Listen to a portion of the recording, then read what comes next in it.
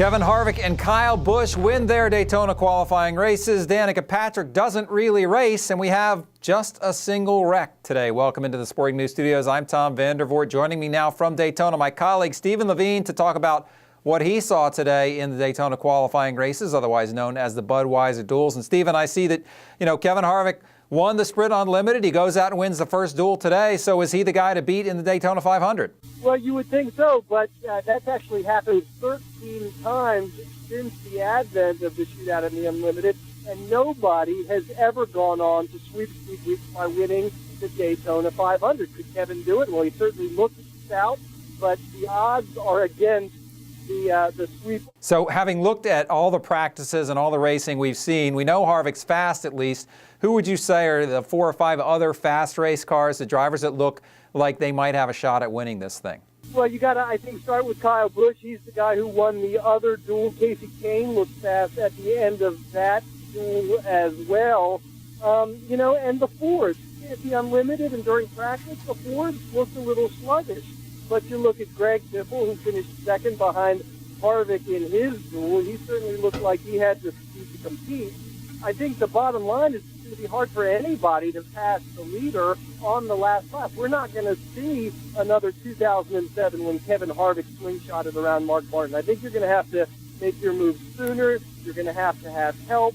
We didn't see a lot of passing, and I know these guys are still figuring out these cars, but it kind of makes you miss the days of tandem racing.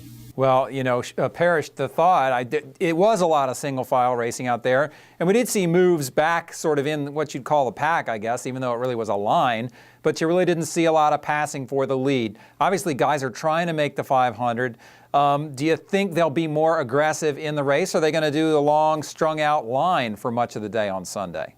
Well, remember, in both duels, we had half the field, so I think when you have a bigger pack of cars, perhaps the effects of the draft will be more pronounced. Perhaps the drivers will be able to get a little bit of a side draft that they didn't seem to be able to get in these duels. I think, when we have a field of 43 cars, everything's going to be a little bit different. Hopefully they'll be able to turn that into some more passing.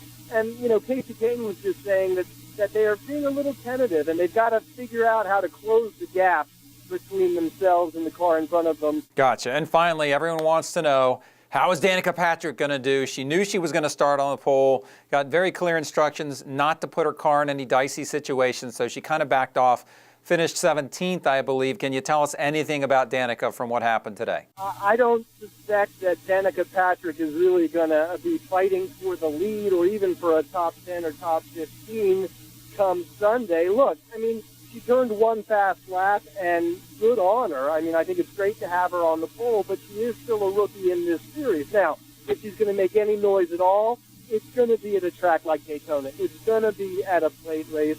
I'm just not sure that she has the experience, especially when the most experienced tough drivers are still figuring out this car, to be up there fighting for the win at the end of the 500.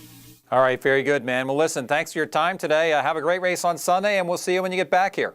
Sounds good. Thanks a lot.